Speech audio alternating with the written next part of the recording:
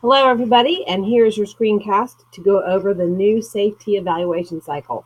They like to call it POP and OP, and we'll learn more about that shortly. The purpose of this presentation is so that you understand the new and expanded evaluation cycle for classroom teachers.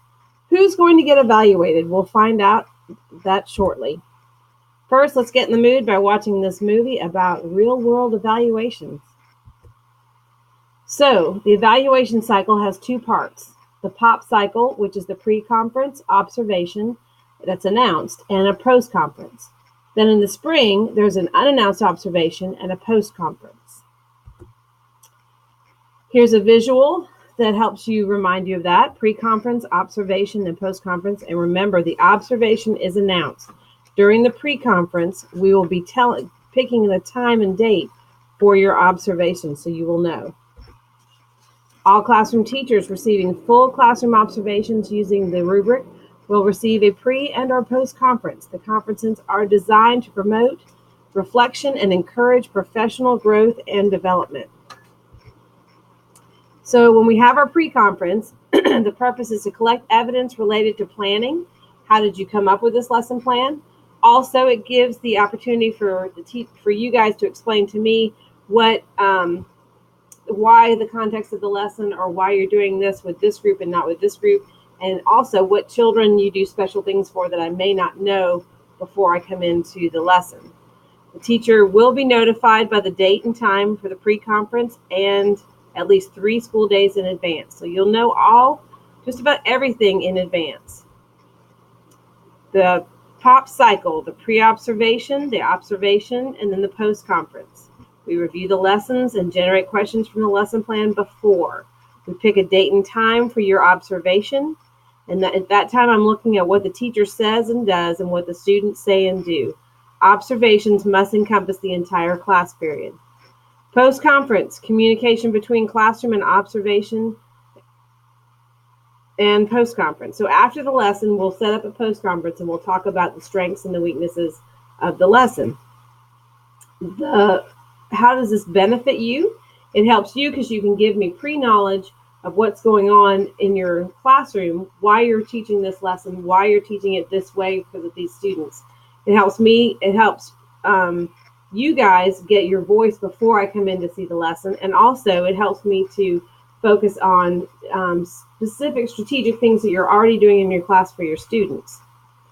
The observation will not occur later than 2 days following the pre-conference. So if we have a pre-conference and then we set up our appointment for the observation and something comes up, I've got to do a pre-conference again with you for the lesson that I am going to observe. I'm going to be looking for what the teacher says, does, what the students say and do, descriptions of visuals used during the lesson, and time segment notations. One thing to remember during the evidence, we will be posting up the rubric that I'm using as part of the assessment process. And in it, it talks about stating standards and making the standards student-friendly and going over them so that students can say back what they're going to learn that day. That was a big piece that we noticed in the videos that we do here, but I don't think we do it as outwardly. So that's something to look at. The purpose of the post-conference is to provide teachers the opportunity to reflect on the lesson. Post-conference must occur within 5 days of the observation. The evaluator will discuss the areas of strengths. They call it reinforcements and refinements, strengths and areas of growth. Because this is a new model, it's coaching. It's not so much of a, okay, I'm not going to tell you anything, I'm just going to give you a score. There's a lot of time to reflect. Evaluations requiring teams will utilize a consensus approach to determine the rating communicated to teachers. So if you're annual 2, annual diagnostic, continuing formal, then your ratings will be communicated during the mid-year and final evaluations. Individual evaluator ratings will not be provided during those post-conferences. But if you're in evaluations requiring an individual evaluator, which is induction, continuing, and recert, most of you guys here are recertification. So those are the only ones we're going to be observing. If you are not induction, not induction, and not recertification, then you're not going to get formally observed this year. You'll get walkthroughs. So we're really focusing on recertification and induction teachers this year. You get a rating at the post-conference in the fall. If your fall rating is acceptable, then you don't have to do the spring evaluation. And I think they talk about it more a little bit later. So here's kind of an example of what it looks like. You get notified that we need to set up a pre-conference. Then we set up a pre-conference, and during the time when we set up the lesson, the pre-conference, you're going to submit the lesson plan for that lesson.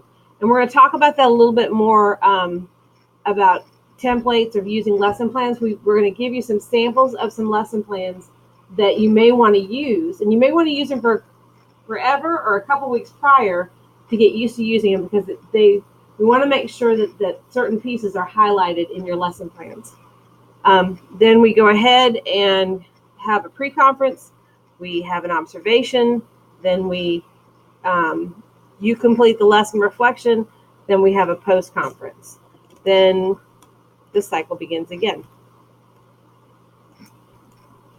If you, at the post-conference for recertification, if at that first in the fall, everything is fine and your scores are fine, then that's where it will stop.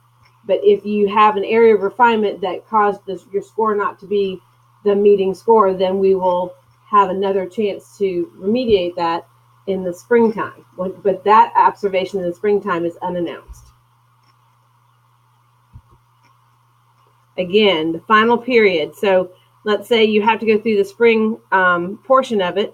You'll have an observation and a post-conference, and this observation is unannounced.